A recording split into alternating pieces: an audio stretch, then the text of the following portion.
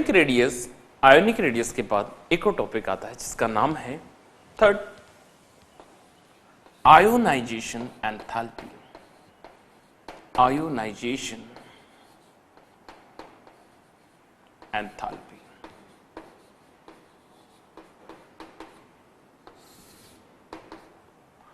जब हम ionisation enthalpy के बारे में बात करते हैं तो हमारे पास सबसे पहले तो आयोनाइजेशन की डेफिनेशन याद होना चाहिए। What do you mean by ionisation enthalpy?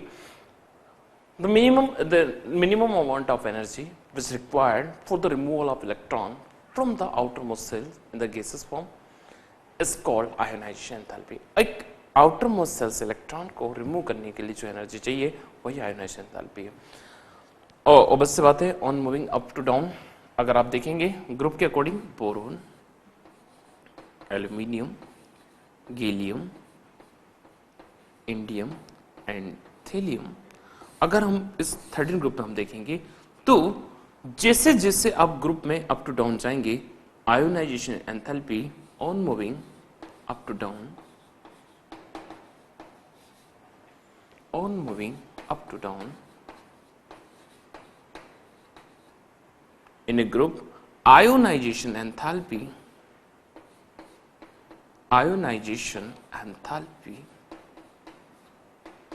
is decreases।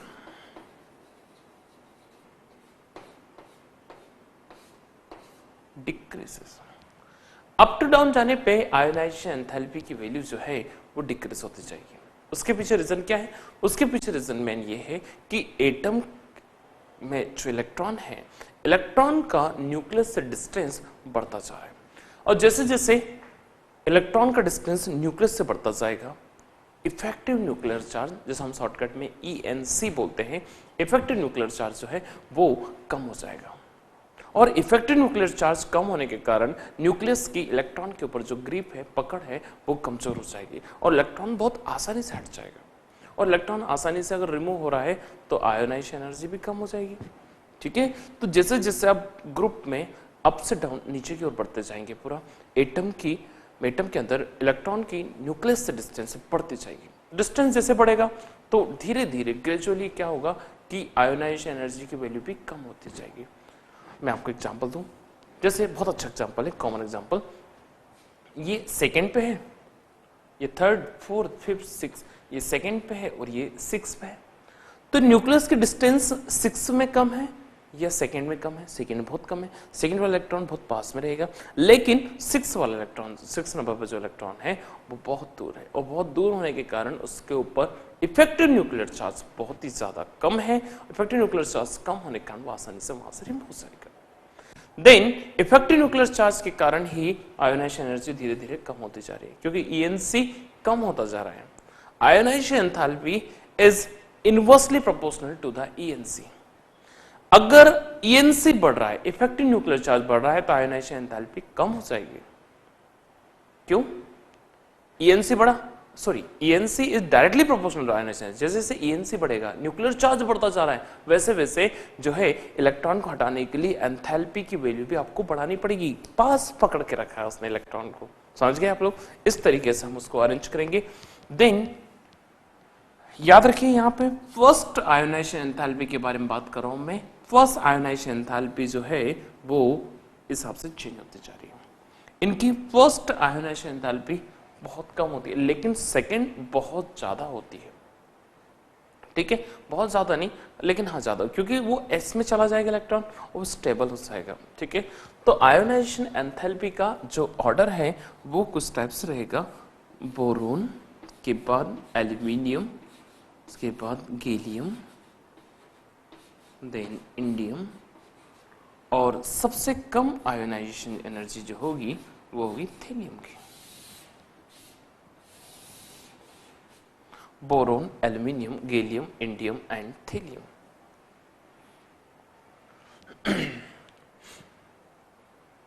Next, ionization enthalpy के बाद आपके पास एक और मोस्ट इंपोर्टेंट टॉपिक आता है, फोर्थ नंबर, जिसका नाम है ऑक्सीडेशन नंबर।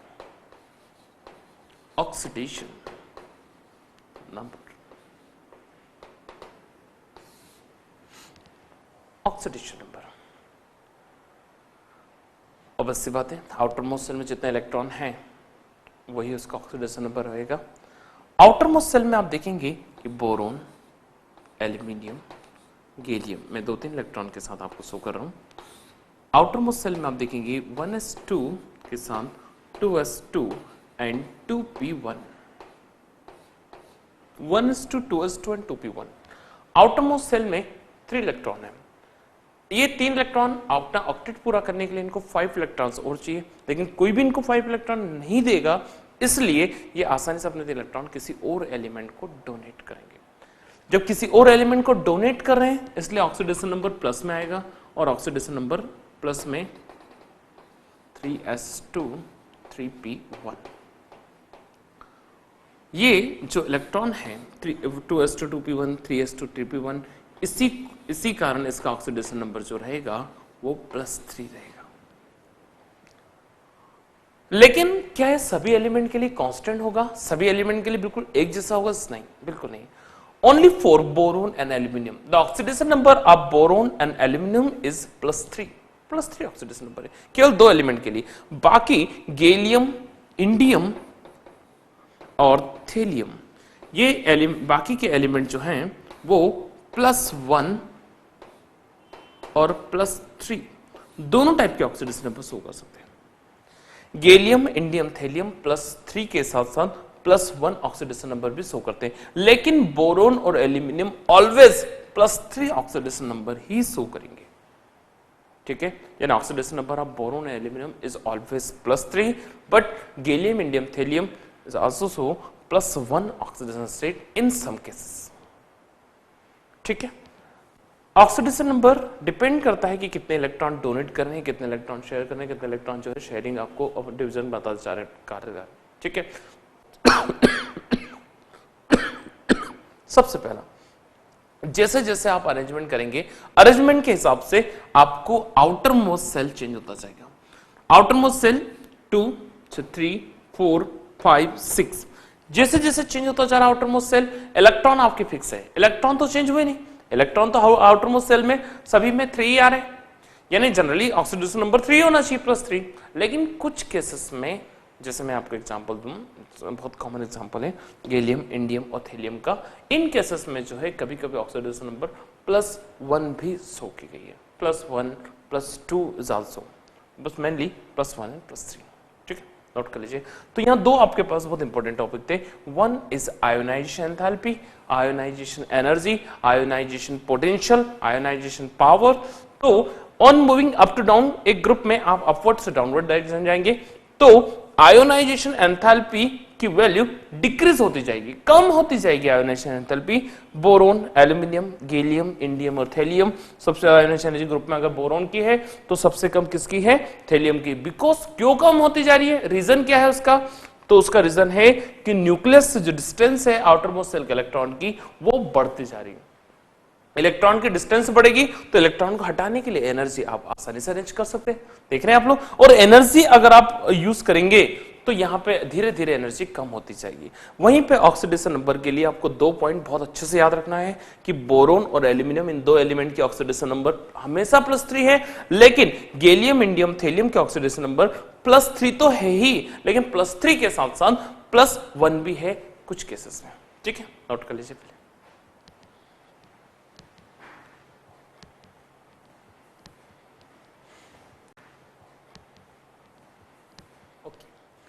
यहां पे फिजिकल प्रॉपर्टीज के बारे में स्टडी करें तो कुछ इनिशियल फिजिकल प्रॉपर्टीज आपके पास है। जैसे एग्जांपल तो पे मैंने पहले डिस्कस किया आप लोगों से, first atomic size, then atomic radius and ionic radius, then we are discuss about ionization enthalpy and oxidation number और oxidation state. Now we discuss about metallic character, point number 5, metallic character.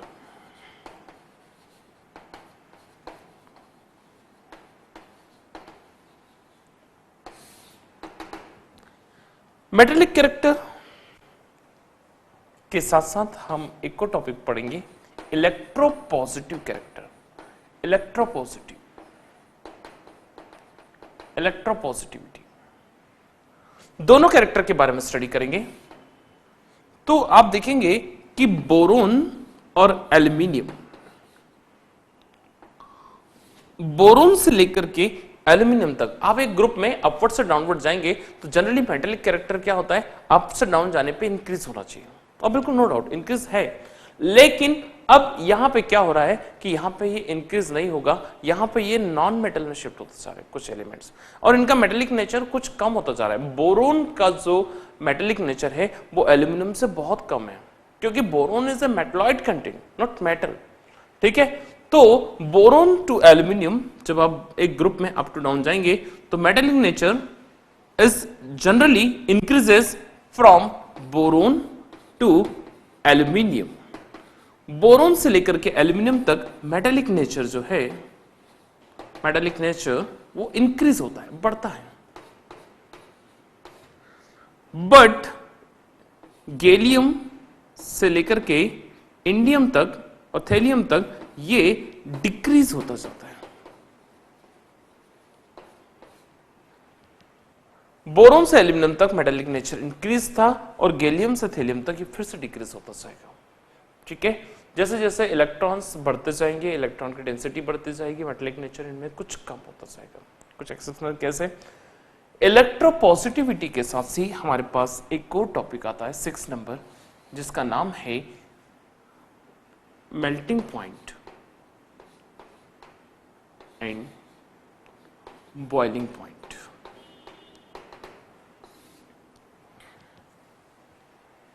In elements का, boron family के जितने भी elements हैं, इनका melting point कोई fix नहीं है, तो नॉट फिक्स मेल्टिंग पॉइंट। इनका मेल्टिंग पॉइंट हमेशा इरेगुलर चेंज होता रहता है, ठीक है। कोई एक रिदमिकली नहीं पढ़ सकते हम लोग कि जैसे अप टू डाउन जाने पे melting point is increases, as not necessary, ठीक है। इनिशियली इंक्रीजेस देन डिक्रीजेस, ठीक है। तो melting point generally up to down increases, but some cases में ये डिक्रीज भी होगा। ओके, नाउ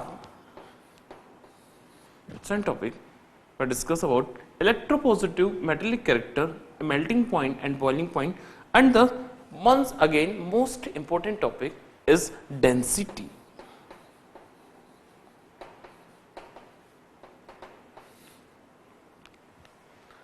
किसी भी ग्रुप के बारे में मैंने अभी तक एस ब्लॉक के बारे में स्टडी की तो मैंने आपको बताया कि एक ग्रुप में ऊपर से नीचे अप टू डाउन जाने पे डेंसिटी जो है वो साइमल्टेनियसली इंक्रीज होती है। यहाँ भी ऐसा ही है, density up to down is increases but exception is always there. In some cases में, कुछ केसेस में जो है वो डेंसिटी जो है वो थोड़ा सा चेंज होती चाहिए, ठीक है। तो on moving up to down in the 13th group the density is simultaneously increases.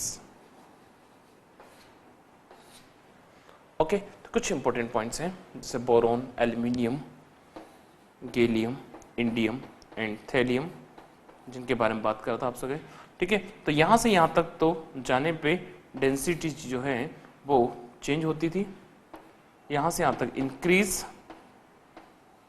Then यहां से यहां तक का ग्रुप जो है गैलियम से थैलियम तक यहां पे decrease. Melting point, boiling point up to down increase है और डेंसिटी अप टू डाउन जो है वो भी इंक्रीज है, ठीक है। तो कुछ इनिशियल पॉइंट्स है जो आपको नोट करना है, नोट कर लीजिए। अब हम बात करेंगे केमिकल प्रॉपर्टीज, ठीक। Chemical properties of P block.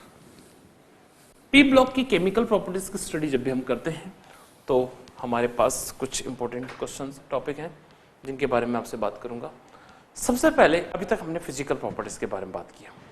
Physical properties में हमने जो खास इंपॉर्टेंट टॉपिक्स के बारे में स्टडी किया। बोरोन फैमिली के बारे में बात करूं मैं, तो बोरोन फैमिली में हमारे पास सबसे पहला एलिमेंट जो था वो एलिमेंट बोरोन है, जो एक तरीके से एक अलग बिहेवियर शो भी करेगा, एबनॉर्मल बिहेवियर शो कर रहा है। क्यों? उसके पीछे बहुत सारे रीजन है। क्या क्या है, अब स्टेप बाय स्टेप पढ़ेंगे। पहले मैं बात करूंगा 13 ग्रुप की केमिकल प्रॉपर्टीज, ठीक है। तो next heading, chemical properties of chemical properties of boron family.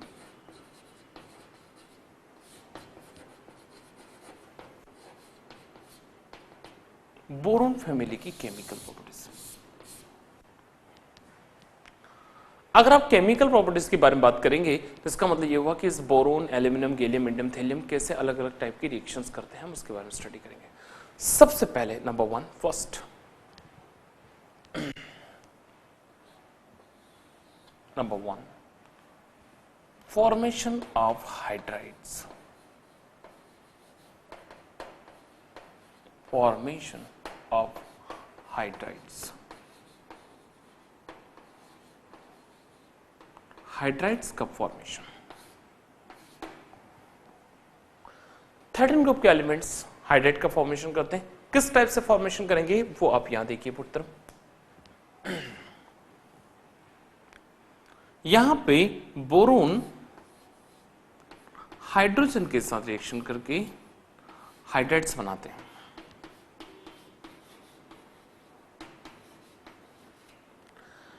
लेकिन यहां पे दो टाइप के हाइड्राइड्स बनते हैं। One is called nidoborane and second is called arachnoboranes. Yes, hydrides जो बोरोन के जो हाइड्राइड्स होते हैं इन्हें हम बोलते हैं borane.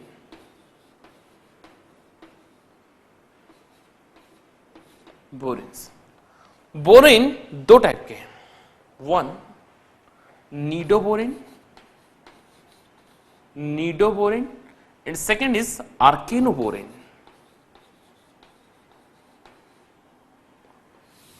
and second is archenoborane.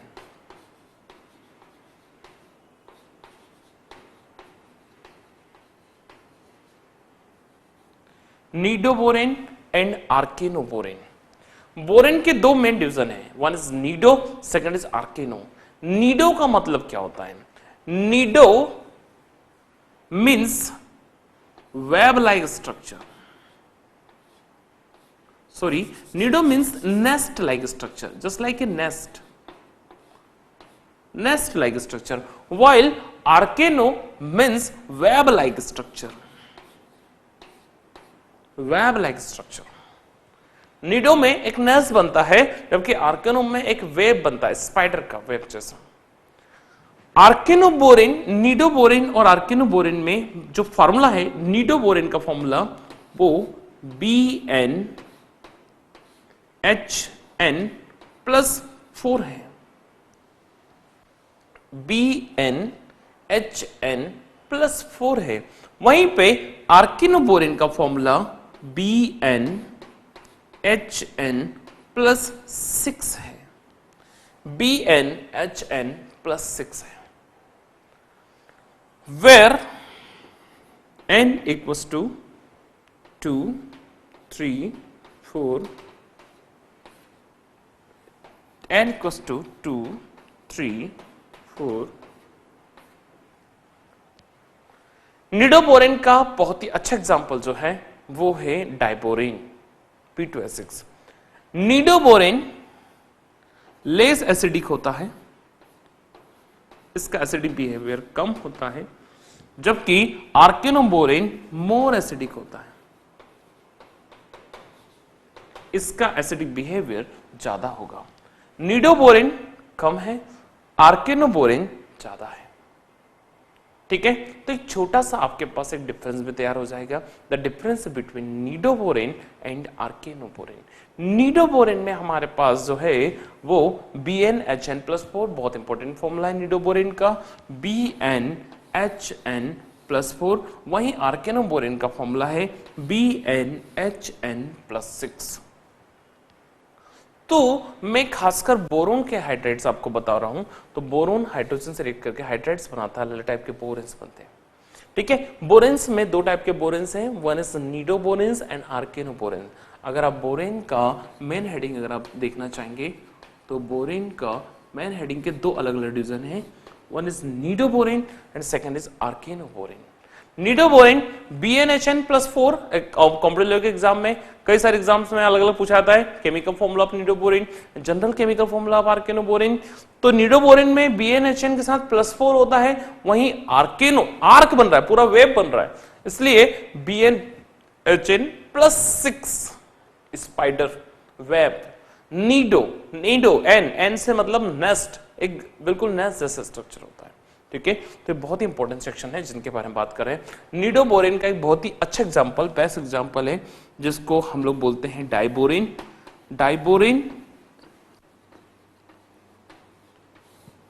डाइबोरिन chemical formula B2H6।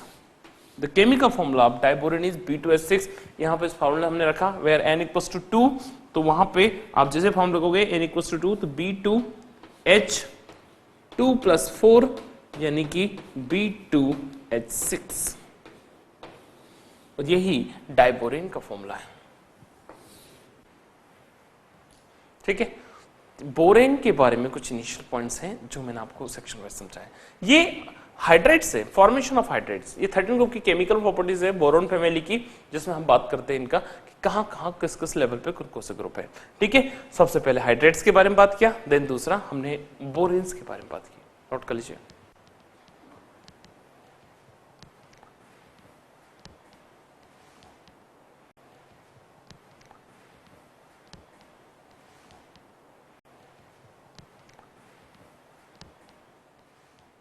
Now chemical properties में हाइड्राइड के बाद में दूसरा सेक्शन आता है, पॉइंट नंबर 2, और formation of halides.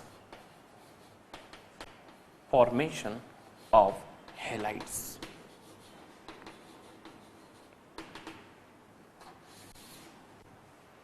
Generally valency 3 होने के कारण ये MX3 टाइप के हैलाइड्स बनाते हैं।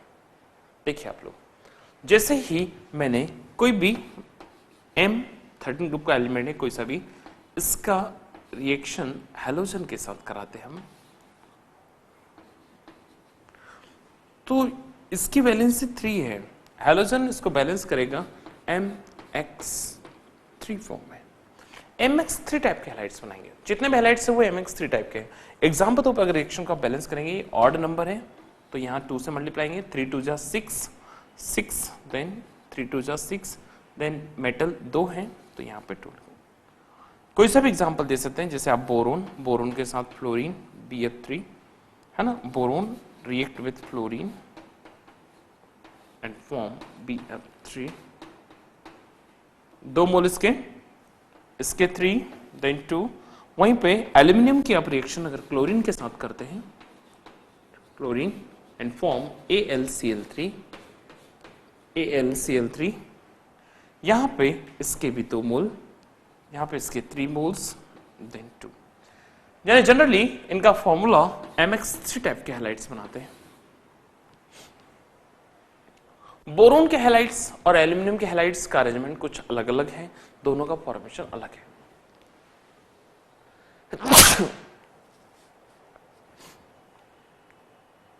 ओके, जैसे हैलाइड्स ऑफ बोरोन,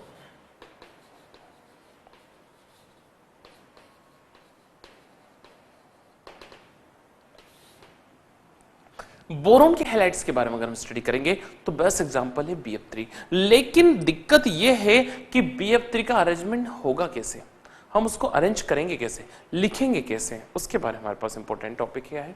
तो देखिए आप लोग, बोरोन के आउटर मोस्ट सेल में 3 इलेक्ट्रॉन है, 1 2 और 3। बोरोन का हैलाइड जैसा मैंने एग्जांपल दिया BF3 एक एग्जांपल है, उसका अरेंजमेंट कैसे होगा आप यहां देखिए, ये फ्लोरीन है, ये भी फ्लोरीन है और ये भी फ्लोरीन। फ्लोरीन के पास आउटर मोस्ट सेल में 7 इलेक्ट्रॉन्स हैं,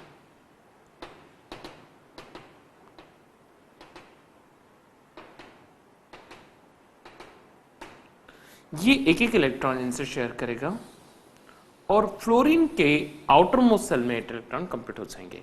लेकिन दिक्कत यह है कि बोरोन के पास 8 इलेक्ट्रॉन होने चाहिए और इसके पास 6 इलेक्ट्रॉन है। इलेक्ट्रॉन डेफिशिएंट कंपाउंड है और इसी वजह से, इसी कारण से ये किसी और एलिमेंट के साथ कोऑर्डिनेट बॉन्ड से कनेक्ट होता है और वो है अमोनिया NH3। नाइट्रोजन के पास अपने खुद के 5 इलेक्ट्रॉन है। हाइड्रोजन, अमोनिया का स्ट्रक्चर अगर आप देखेंगे तो अमोनिया के स्ट्रक्चर कुछ इस टाइप से है। हाइड्रोजन डुप्लेट फॉर्म में स्टेबल होता है और नाइट्रोजन ये 3 हाइड्रोजन लेकर के बैलेंस हो गया। लेकिन इस केस में क्या होगा कि नाइट्रोजन अपने ये एक लोन पेयर को डोनेट करेगा, इसको बोरोन को। एक लोन पेयर डोनेट कर रहा है बोरोन को और बोरोन को अपना लोन पेयर डोनेट करने के कारण ही BF3 एक इलेक्ट्रॉन पेयर को एक्सेप्ट कर रहा है। BF3 इलेक्ट्रॉन पेयर को एक्सेप्ट कर रहा है, इसीलिए यह कहलाएगा लेविस एसिड। जबकि अमोनिया एक इलेक्ट्रॉन पेयर को, एक लोन पेयर को डोनेट कर रहा है, दान कर रहा है, इसलिए यह कहलाएगा लेविस बेस। ये लेविस का बेस कहलाएगा, जबकि लेविस का क्या है? एसिड है। यानी कि इसका मतलब यह हुआ कि बी according to the Lewis theory of acid and base concept, those elements which loss electron pair और डोनेट इलेक्ट्रॉन पेयर और lone pair is called Lewis base, और दोज एलिमेंट और कंपाउंड्स विच रिसीव और एक्सेप्ट इलेक्ट्रॉन पेयर और lone pair is called Lewis acid. तो यहां से proof होता है कि BF3 एक बोरोन ट्राइफ्लोराइड एक एसिड होता है और वो लुईस एसिड है, जबकि NH3 एक बेस है और वो लुईस का बेस है। ठीक है, तो मोस्ट इंपोर्टेंट है बोरोन का structure, halides of boron, note कर लीजिए।